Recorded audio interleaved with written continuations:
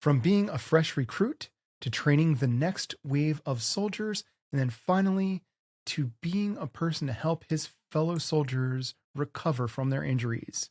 Today, we talk to an Army's master trainer about his experiences and the advice he has for you.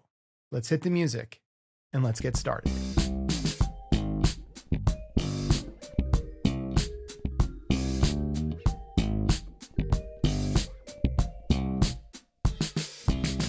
Joining me today is J Maddix. He is a musician extraordinaire. He raps, he does R&B, he does contemporary rock, he does pop, he might even do a little bit of metal that he's not talking about. And he exists in two worlds. He is both contemporary Christian and he is about as mainstream as you're going to get. But for our purposes, he is also a former military man. He was a sergeant in the Army, and not only that, he was a master trainer.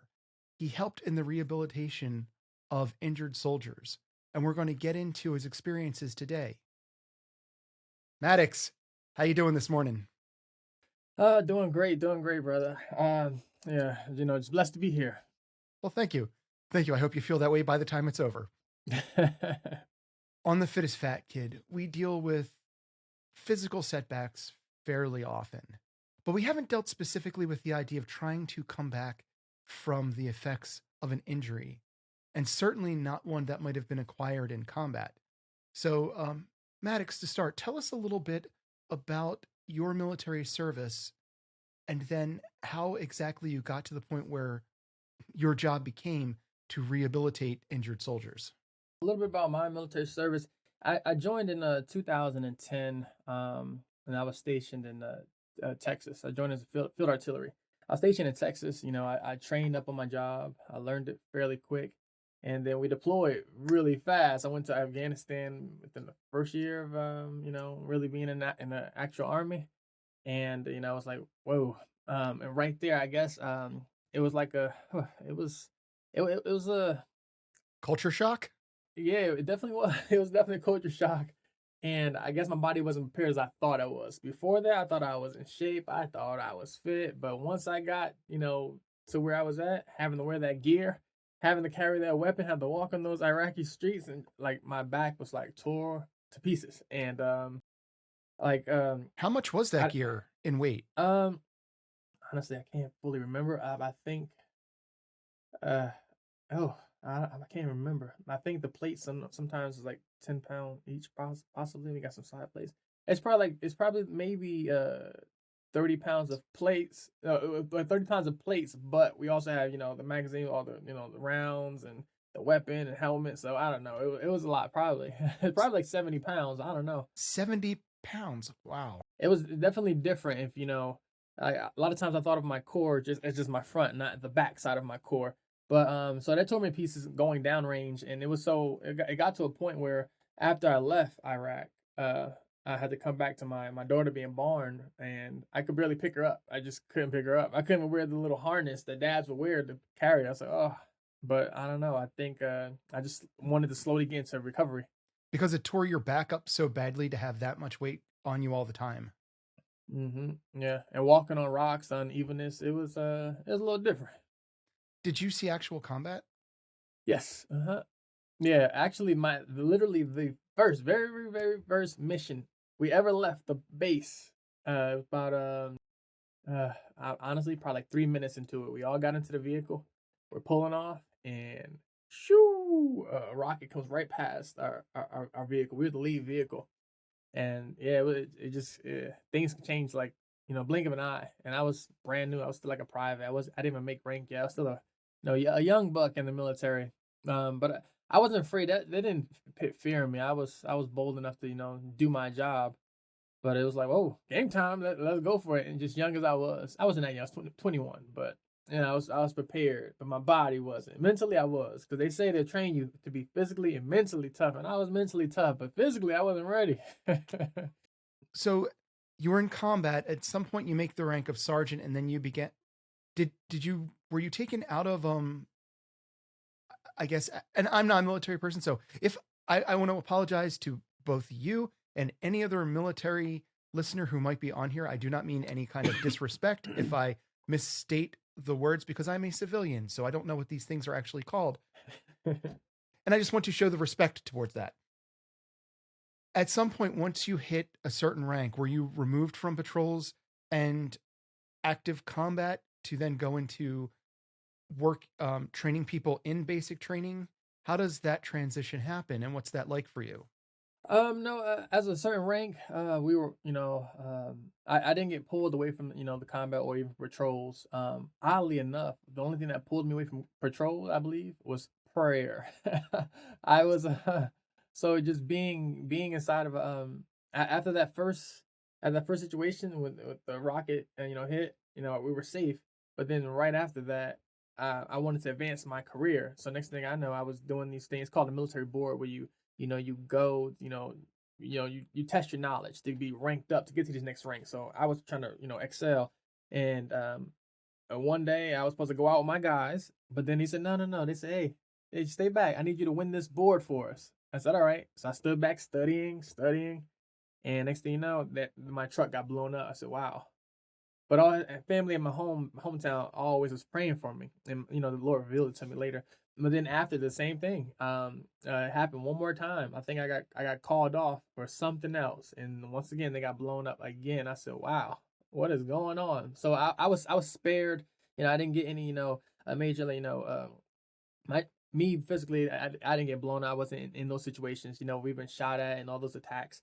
But I think just coming out of it and still having all my limbs and not having no TBIs and everything like that, I really just pushed towards just helping other people recover. 'Cause I saw how some people were emotionally broken by it. They didn't do what they normally did. They were more stressed out, anxiety and everything like that. So I like really started twisting towards like how can I get into somewhere I can help people. So they had a master fitness training class and where I can help help people recover, and that's what I chose to do from there. But that was when I came back to this to the States when I was out of Iraq and Afghanistan. So you didn't do the training stuff. You didn't do this. Let's just call it for ease of this conversation.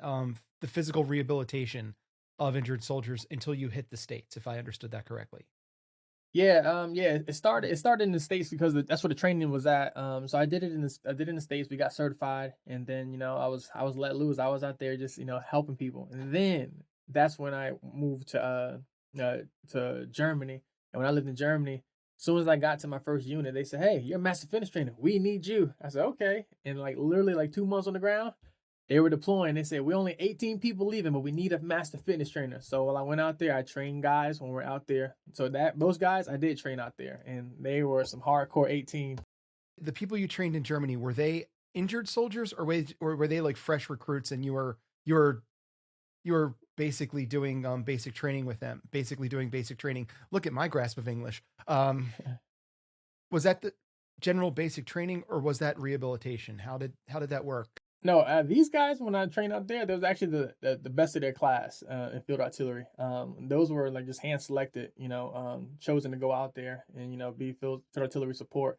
So they were best of their class, and they just their leader, their sergeant over them, wanted someone who can make them even better, make them stronger, make them faster, tougher. And that's exactly what I did. I came over, a workout plan and eating thing. We just did it. We were, awesome. everybody was in shape. We were, oh man, it was amazing. I seen people get shredded up. Like one had an 8-pack. It was wow. It was amazing. How much did you work on their backs just to make sure it's like, I know nobody wants to work core, but that 70 pounds is going to be like resting against your spine. You need to make sure that you've got the meat back there to support the weight. Yeah. So the biggest thing, it was the motivation. I had a motivational chart. I like to draw. So I drew like a person figure, right? And I put a line next to everything. Who has the best biceps, the best, back, neck, who can, we did the competitions, who can hold their grip the longest. So all of that stuff, I didn't skip out on anything. I did full total body composition on building, and it pushed everyone. So everyone, yeah, they got their back, they got their legs. No one skipped leg day. It was a total focus. You gamified it for them. You're not beating me to this week. I've got the biceps. Yeah. Meanwhile, you're back there going like, yes, you do. Yeah. Well, take us into because what I really want to hear about I mean, like, first off, that's awesome. And the glee in your eyes was sort of like they were all shredded. The rehabilitation, the dealing with hurt and injured soldiers. All right. So when dealing with anyone was hurt, when you come across someone, hurt, they really lose that hope. They feel like, oh, I want to go home now. I can't continue my job.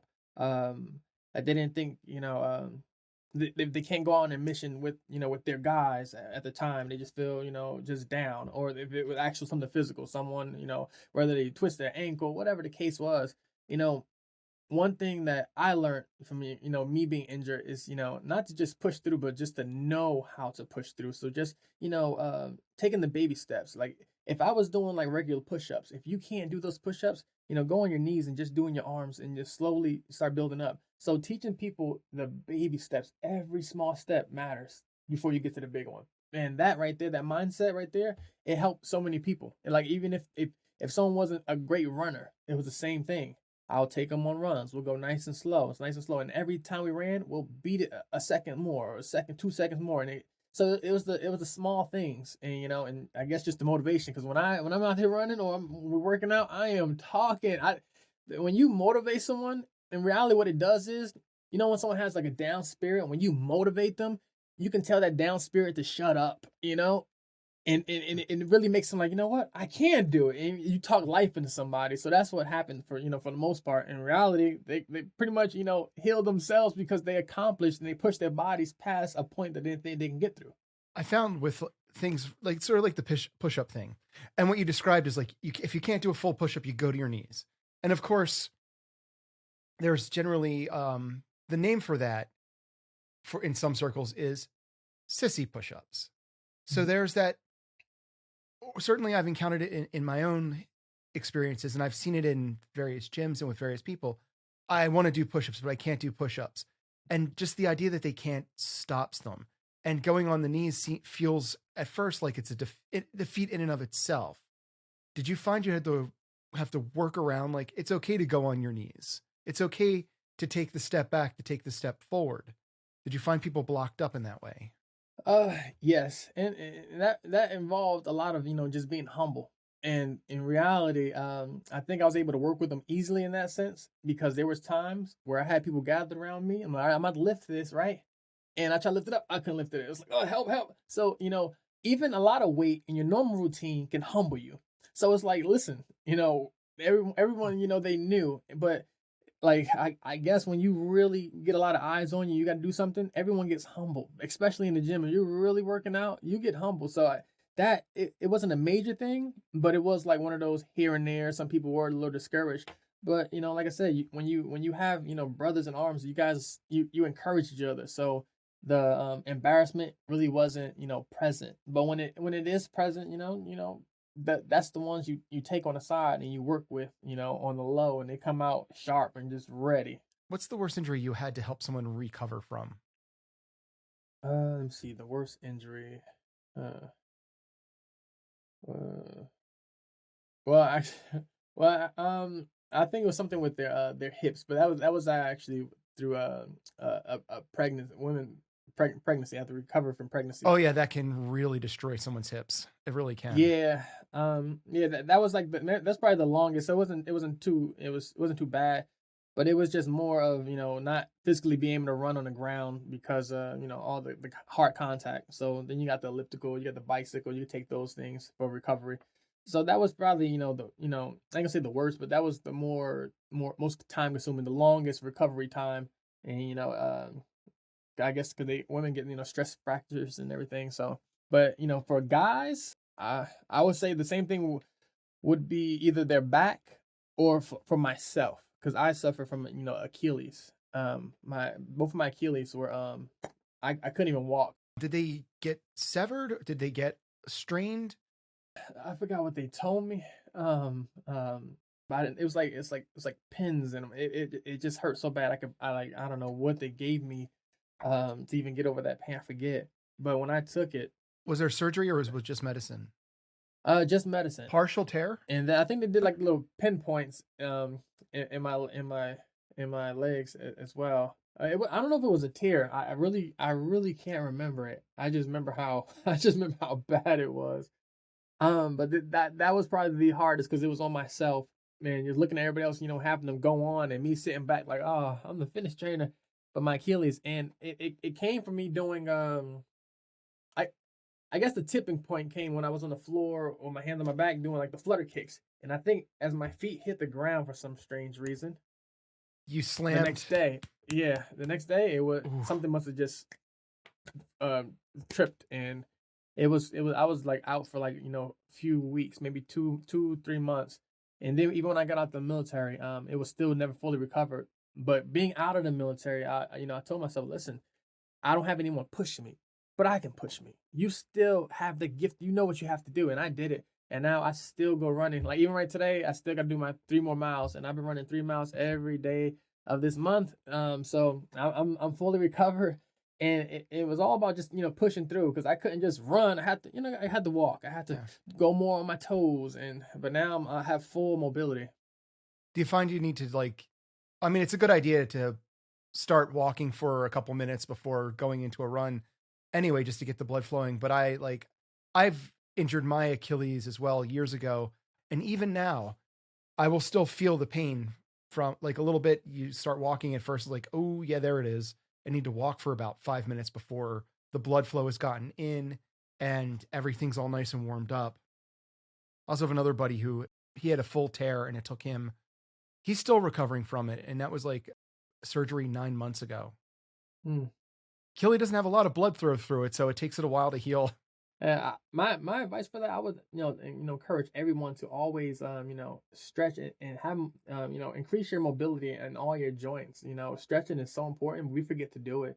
And I know this because just on a daily everyday thing, you don't really know what part of your body you're going to use that day, or you don't even know if that day is the last day where that thing's about to snap. So you Yes. should always just use it. I remember this one particular time, when I was in high school. I have a twin brother.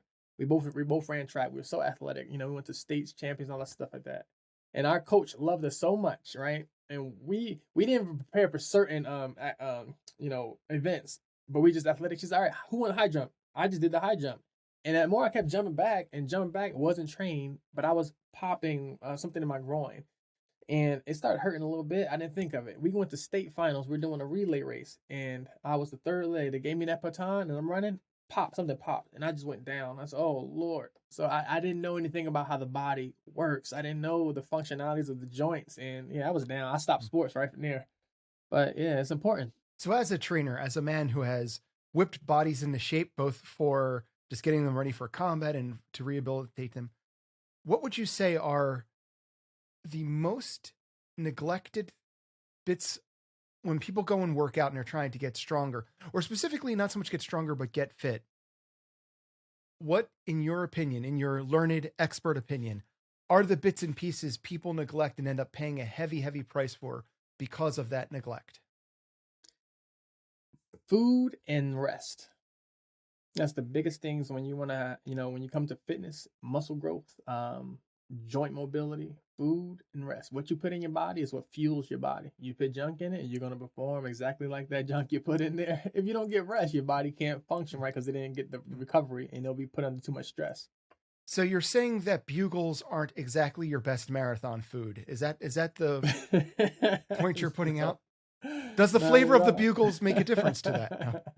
Yeah, but those are definitely the two major things, because your body. You can go to the gym and work out really good, but if you don't allow your muscles to recover, and even those cells to build, you tearing them down and you get muscle damage. Is it a matter of overtraining where they're like they don't give respect to rest because if somebody who's training hard may get into the mindset of not wanting to be quote unquote lazy. So rest day, some people start giving up rest days. They work out for, you know, they find a way of doing it 7 days in a row. Is that one of the problems you're thinking about? Or is it just sort of like in the modern day, we're supposed to work all the time and then we've got to work. It's very much a work-based culture, and sleep deprivation seems culturally expected. I would say more in the lines of it kind of plays into like ego and being impatient. Like once you're working out, you can work out for your arms. You can do arms 3 times a day. I mean, sorry, 3 times a week or 4 times a week. But men, we have egos. We're impatient. We want to grow it, so we'll work them out for 6 days straight. And maybe all week, 7 days, 6 days, but that's too much. It needs time to relax itself. It needs time to grow and recover and all the cells. But that type of not having rest, we want to push it, but you really, you're prone to more injury as you push your body for overtraining. When you overload your muscles in that sense, it's too much, because you can get a great progressive overload on growing your muscles through a 3 day or 4 day thing. But anything more, sometimes it's too much. You can overstrain your body. Everybody's body is different. Some people, body type can actually exceed more. Like you could be working at a factory, or on railroads, and that's been your thing. And guess what? Your body has been trained to do that, and you've been, whatever you're doing on the side, your recovery, your body's that's your body type, and you can do it. But most people, it's an ego and impatient thing. They feel like, oh, I'm losing my gains, but it's not true. It's not true. Well, if let's say somebody is trying to grow out their chest, or just they're trying to grow their muscles, how would you arrange that week? So I've hired you to train me to make me look like the miniature professional wrestler I'd always want to look like, because I don't actually have legs, so I'm never going to be 6'2". But I want that ripped physique. What would my days look like? How would you, for ideal making that happen, what would the days look like? Let's say if it's like it's a Monday, it'll be like a push day. You use your push muscles. The next day your pull muscles. Then there'll be your full body, and then you'll do another push and another pull, and then you'll rest, or then you'll do core. So you'll break them down, and such, because when it comes to even working on your chest, even to get a bigger chest, more weight, you need to work right here. Get into your lats. You need to be able to work on the back end as well. So do the push, the pull, alternate, something like shock your body. Don't just put your body in a regular, simple, a repetitive thing where it just catches the cycle. Shock your muscles. So I would say, a push day, a pull day, full body day, a core day. So just switch them up. And how much variation would you do with the actual exercises within each individual day? Let me see. It probably would be, say if it was a push day, it'd probably be like 5 to 6 different exercises, and like maybe 3 to 4 sets, each at reps that you can maintain with proper mechanics, without overstraining, something you can sustain yourself through. 5 to 6 exercises, so we're talking about 20 to 25 sets. Yeah. Apparently, I can't do math. Like 5. Would you be varying the exercises from, so on this push day, I've decided I'm going to do bench press, push-ups, maybe dumbbell flies, and then throw in, then like maybe do like some hammer curls, and then maybe some like kind of the reverse curls to make sure I'm also getting the forearms. Then the next push day, would I do different? Yeah, I would switch them up. If you do the flat bench, do the incline, and then do the decline with it. I would just and then of course you got the cross cables. So it's many things you high, mid, and low. Yeah, you can switch up many things. Or you can do like just hesitation, like you can pull it down. Hesitate. It's called the pause reps, and then push up. So you're not going off momentum. It's a lot of things. You change your grips. So. Also do like one where you do it like slow down and then kind of like a normal up, or reverse that, just like, a regular down, then a like 5 count to get back up.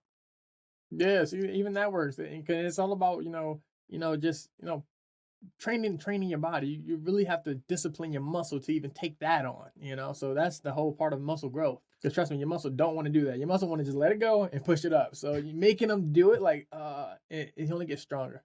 Have you ever had the experience of having to train or assist people who have, over the course, like have gained weight and are trying to, work off their weight while getting into shape? Have you had that experience? Yes. And, often, and I believe it be like this, right? As a trainer, when you're working with someone who is overweight, they have a super amazing chance of just losing so much weight so fast. It's ridiculous. It's like honestly, it seems like fat wants to just jump off. And sometimes you just get that heart rate up, get them burning some calories, and it'll come off. And that right there is enough motivation to keep them going. But you also got to get them in the swing of things. So I did have someone, one of my friends who were overweight. I had to help them, and whew, I tell you, he was overweight. I worked with him one on one. We ran, we did chest, we did legs. He slimmed up, and then he went into the strongman's competition. He overtook me. But he slimmed down. But that very beginning is what changed him when he saw like, wow, I can really lose this, and how it came off. It wasn't nothing about me. It was ready to come off because he was ready to do it. So that happened, and I said, wow. But then also even further on, I trained my wife, because I have 6 kids. Last time we just had 3 back to back. So just training her as well. It's easy at first. The initial weight wants to fall right off. And what do you do for like when you grabbed your buddy was like, come on, Bob, we're going and doing this. What did you start him out on? What was your initial sketch for Bob to get moving? I don't know what his name is, so I'm calling him Bob. Clevo. All right, yeah. Clevo. So it's actually my boy Clevo. It's interesting enough. It was actually first thing we always do is we start with the runs. To warm up our bodies. We did a half a mile run, and I always timed him on it. Whatever he got, he always beat that time. And then we went on to so many different things. I don't remember that the whole workout regime. I remember it was the runs, and he really did his thing on that. And even till this day, I still love to do that as well. I always beat my time. So even my 3 minute mile, not 3 minute miles. I was gonna say, do you teleport? Well, actually, before doing my 3 mile runs, when I first started to do it again, I was doing it in like 29 minutes. But now I'm at 19 minutes, so I slimmed it all the way down. So I'm like, yeah. So you're doing 3 miles. You're doing 3 miles in 28 minutes. 19 minutes. Now. 19 minutes, 3 miles, which is 10 minutes less than I just gave you. That is, yeah, just a little over a 6-minute mile. That is really impressive. And the other impressive thing that the audience isn't going to get to hear, because we had a phone conversation in arranging this, and you were in mile 2.2 of your 3-minute mile while still talking, where had it been me, the conversation would have sounded like, so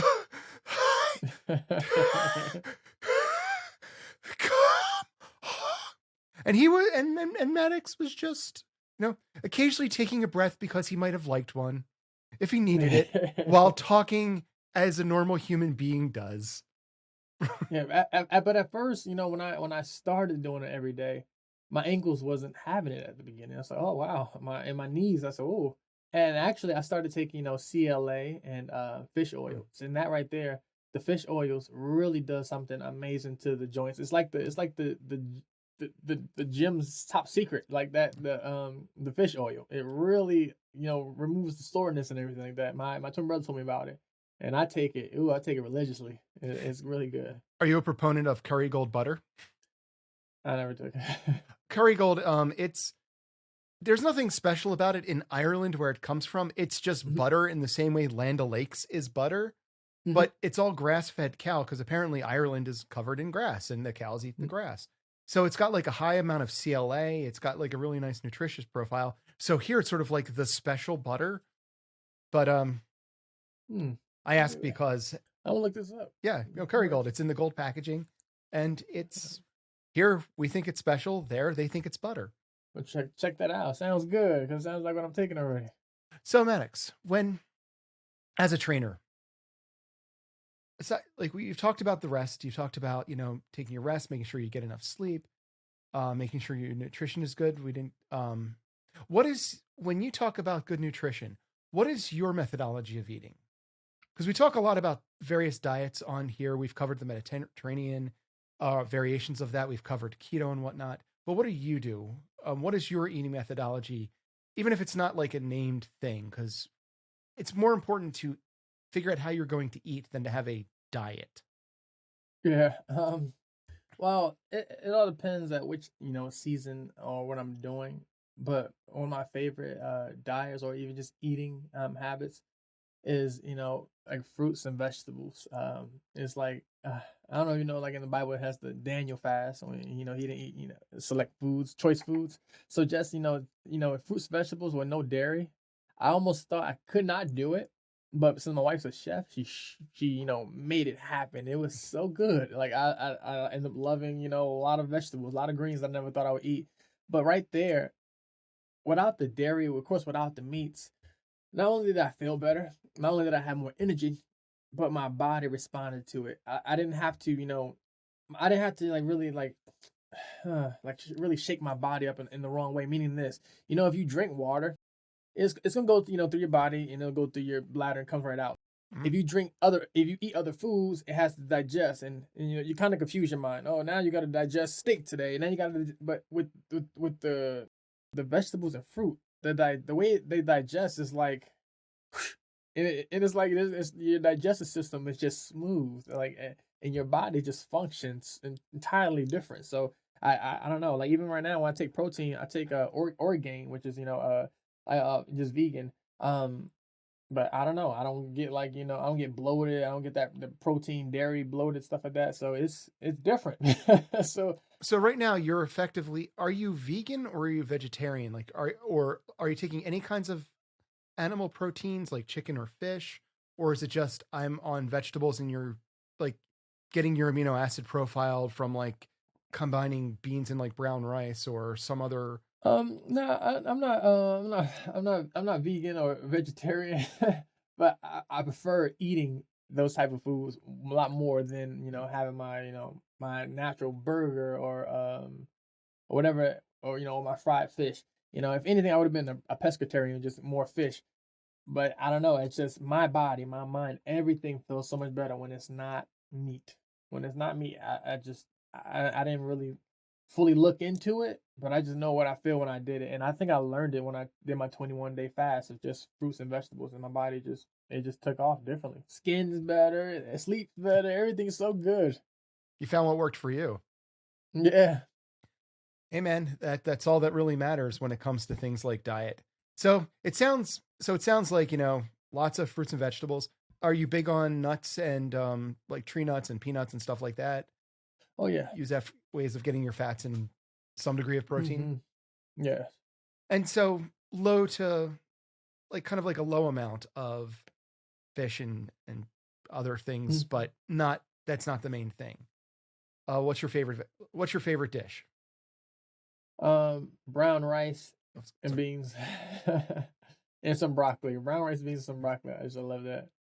Like you're there in a t-shirt or whatnot, but clearly, like, and again, like he's running like 19-minute 3 miles and still having mostly normal sounding conversations. So very fit dude. What advice or thought or advice would you give people trying to get themselves on track? What's your final thoughts and advice for my listeners? I would say, my advice to give you guys is, they say, if you can see it, you can achieve it. Like if you put your mind to it, you can really do it. And it's the honest truth. But you always got to remember why you did it, because if you don't remember it, at in the end, like it just won't be there. I've always noticed it. So I would just encourage you guys, whatever you can always do to keep looking back, or if you need someone to witness there for you, like, listen, I'm going to be this weight. Have an accountability partner, someone to hold you to whatever you say. Don't do things alone, because you will find a way to cheat yourself out of it. So accountability and having the reason why you did it and remembering the reason why you did it, and you'll see at the end, oh wow, I did it. So that's all I have to say to you guys. Maddix, wonderful advice. So Maddix, where can people find you when they're not finding you here? I can be found on most of my outlets. On TikTok, J Maddix, and that's JMADDIX, or Instagram, Facebook, Twitter. I'm pretty much everywhere, just because the music and any other things I'm speaking, giving work encouragement to people. So you can find me anywhere. Just type in J Maddix. You can Google me. I'm there too, everywhere. YouTube. Google is everywhere. Do you have a website, personal website? No, I do not. Oh, we'll have to cut that out then. Or I'll just No, leave I was that actually, I was no, I was supposed to actually have one. That's the interesting thing. It was actually supposed to be in the works because I'm releasing another album next month. So I was supposed to get it completed, but it's not ready yet. It will be. Cool. And thing about show notes are they are updatable. So when you have it, I can throw it into the show notes. Okay, then yeah, I have a website, jmaddix.com. And as for me, I am the fittest fat kid you know, and you can find me at all the socials, Instagram, TikTok, Twitter, at Fittest Fat Kid. You can find me on Facebook at Fittest Fat Kid. If you've got a question or concern, if you have a story to tell, or if you need some advice, you can ask me, and I'm at hi there at fittestfatkid.com. You can also check out my website, which is there now, and that is www.fittestfatkid.com. So, no matter who you are, wherever you are, or what you're doing, hold yourself accountable, but do it with kindness and understanding. And I'll talk to you next week.